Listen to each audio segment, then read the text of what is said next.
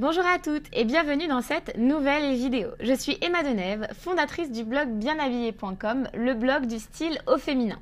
Et aujourd'hui, je me trouve à Las Vegas, ville de toutes les erreurs vestimentaires. Voilà pourquoi j'ai décidé de vous parler aujourd'hui des 6 erreurs à ne pas commettre quand on est une femme et qu'on construit une tenue le matin.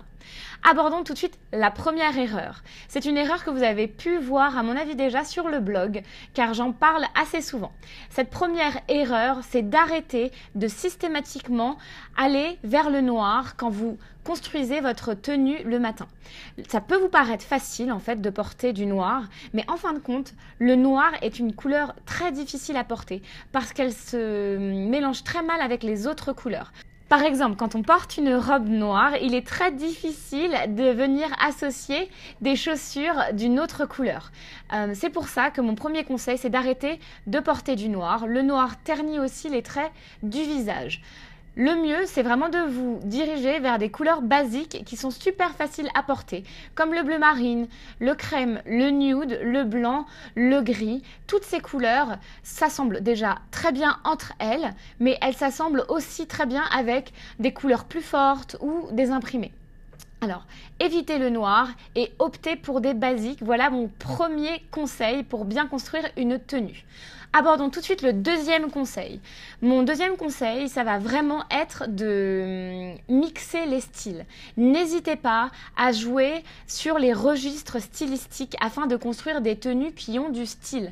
Si vous êtes trop classique, si vous restez toujours dans le même style, le meilleur moyen de mixer les styles entre eux, ça va être d'attribuer en fait à chaque pièce un style. Par exemple, un chemisier, c'est un style un peu masculin. On a par exemple la robe, c'est un style plutôt féminin. Tout ce qui est jupe, c'est féminin. Tout ce qui est chemisier, tout ce qui va être aussi veste, un peu habillé, ce sont plutôt des vestes smoking plutôt masculins. Une bonne astuce, c'est vraiment de prendre ces deux registres-là et de les mixer ensemble. Féminin, masculin. Jupe, chemisier, ça marche toujours très bien. Passons tout de suite à ma troisième erreur. Ma troisième erreur est d'oublier les accessoires. C'est très dommage d'oublier les accessoires. Et un bon indice afin de savoir si vous oubliez les accessoires, est-ce que vous passez autant de temps à choisir vos vêtements que vos accessoires? Vous devriez normalement choisir vos vêtements et choisir ensuite tous les accessoires qui vont aller avec votre tenue.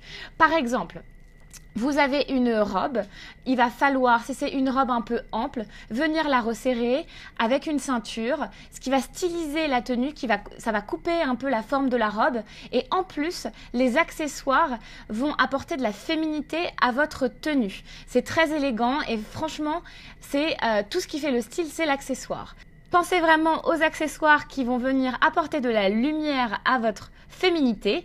Par exemple, des boucles d'oreilles vont mettre tout de suite votre visage en valeur, un collier va mettre votre décolleté en valeur, une ceinture va mettre votre taille en valeur. Donc, les accessoires sont pour styliser, mais aussi pour féminiser. Voilà pour la troisième erreur. Passons tout de suite à la quatrième erreur. La quatrième erreur, elle me vient surtout de tous les courriers que je reçois et tous les feedbacks de mes clientes et lectrices que j'ai. J'ai beaucoup de personnes qui me disent « J'arrive à m'habiller, mais au moment de porter des chaussures, j'ai vraiment du mal à choisir quelles chaussures mettre.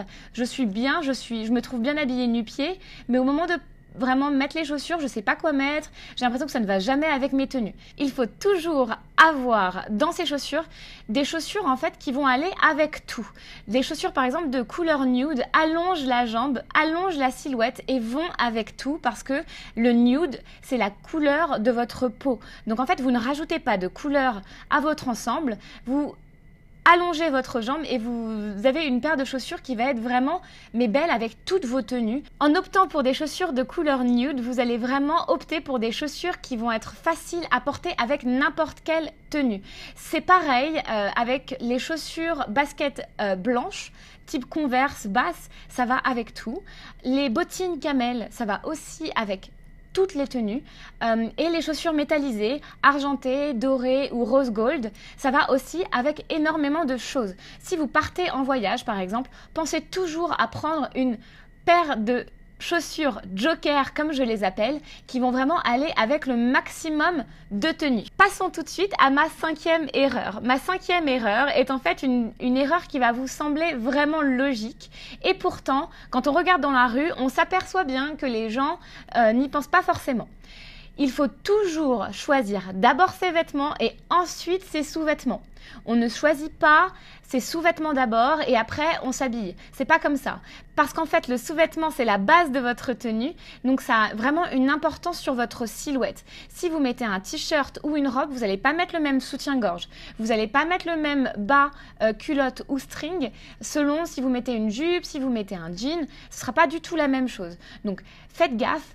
Prenez toujours, choisissez toujours vos vêtements avant vos sous-vêtements. Comme ça, vous gagnez du temps parce que sinon, on se change, on se rhabille, on rechange de sous-vêtements. Vous perdez un temps infini. Voilà les filles pour mes 5 premières erreurs. La 6e erreur est celle de ne pas s'habiller selon sa silhouette. Vous le savez, je le répète aussi beaucoup sur le blog, il est très important de s'habiller selon sa silhouette. Et pour cela, il faut identifier la silhouette que l'on a.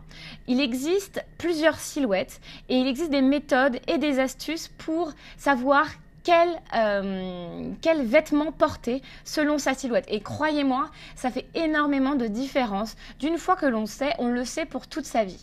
Je vous donne cette astuce, cette dernière astuce, parce que j'organise justement ce dimanche une conférence en ligne totalement gratuite dans laquelle je vais vous donner un tas d'astuces afin de bien vous habiller selon votre silhouette.